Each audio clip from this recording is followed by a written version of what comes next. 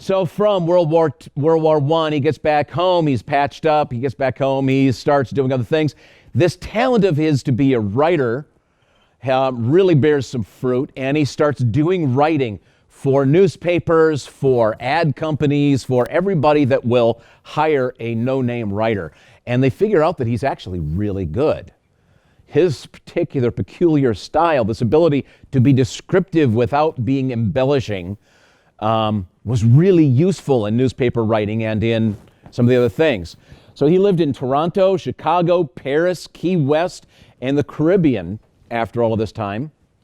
And he worked as a writer doing everything from staff newspaper work to writing his first novels. In 1937, Hemingway agreed to report on the Spanish Civil War. Okay, so their version of sort of the Associated Press hires him on, the North American Newspaper Alliance hires him on to be their war correspondent, their frontline reporter in the Spanish Civil War. After his first experience, he was hesitant. He didn't necessarily want to go there. But it was a good job, the pay was great, and he still had that kind of thirst for adventure. He was still a very adventurous young man at this point. He was still in his late 30s, but still quite a strapping young fellow. When I say he witnessed the epitome of useless killing, I cannot think of a war that was more useless than the Spanish Civil War. Many wars are useless in their own way, but this one was an atrocity. The Spanish Civil War was a creation of politics. Now, von Clausewitz would tell you that war is an extension of politics by other means. And that's true. War is, and it is one of the tools of government to manage international political situations. But in this case, it was a fabrication, not just a creation of politics, but a fabrication of political interests. And on the one side, you had Nazi Germany, the Italian fascists, and Portugal. On the other side, you had France, the Soviet Union, and Mexico. And both sides were using the war as a way to test new weapons and tactics. Now, everybody saw that World War I had been a disaster in terms of tactics. I'm going to step back a second to World War I. You had those long trenches, and both sides were facing each other off in these long trenches, which, by the way, was what the main purpose of the tank, because the idea was that it could crawl over the trench. But anyway, these long trenches, when you make these trenches, both sides can shoot each other, but if anybody tries to come over the wire, come over the open field between the trenches, the machine guns just gunned them down mercilessly. And so it was a huge, long, bloody, horrible stalemate. More people died of disease than any other single factor. Far more than all combat injuries combined. So it was a horrible, disastrous thing in the Civil War, or the Spanish Civil War. They were saying, okay, we've got to figure out ways to get around this. We can't do that anymore. So they started trying some new equipment and some new ideas. And the tank, which had been its very earliest beginnings in World War I, now becomes a much more important piece of equipment. So when I say that it was a fabrication, a political fabrication used for the purpose of largely just experimenting in war at the expense of the Spanish people, that's what I'm talking about. All right.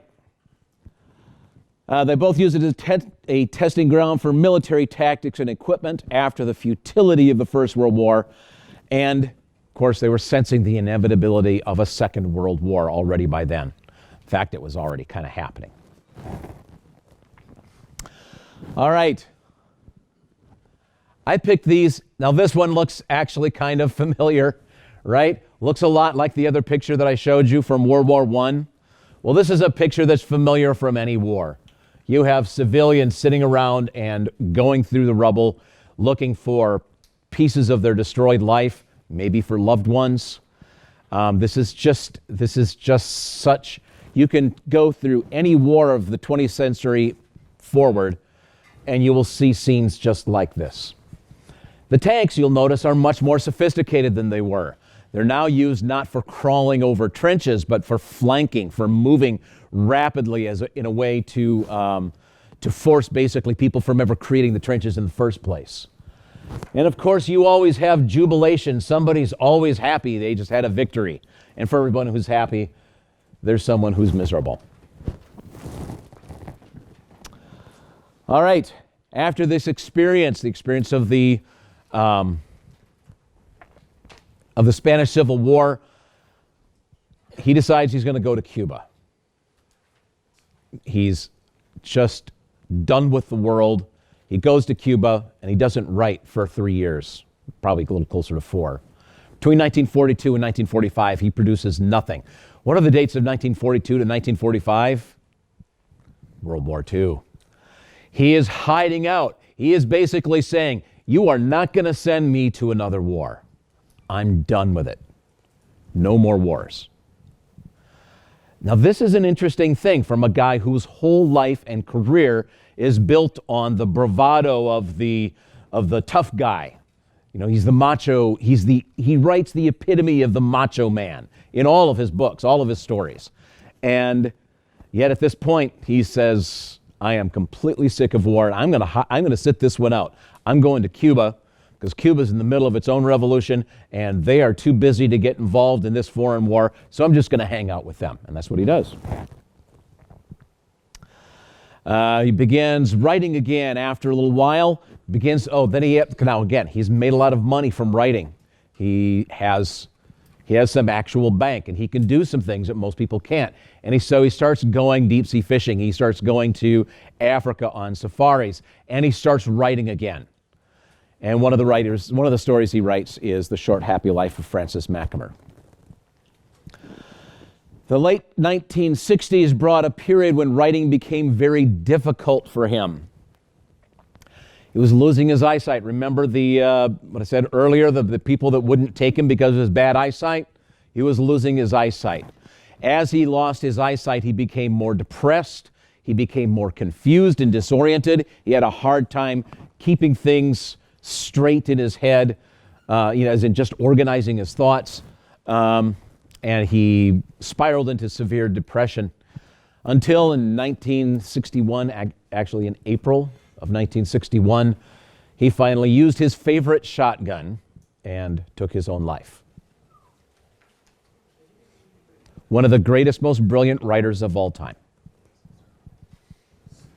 Now, there was a story going around when I was your age, when I was in college, and I was studying Hemingway, and a teacher said that he had terminal cancer and had killed himself. Remember, this is very shortly after all of this, less than 20 years after. She said, he had cancer and killed himself rather than undergo the pain of cancer. That's not true. What he had was depression, and a very severe kind of depression.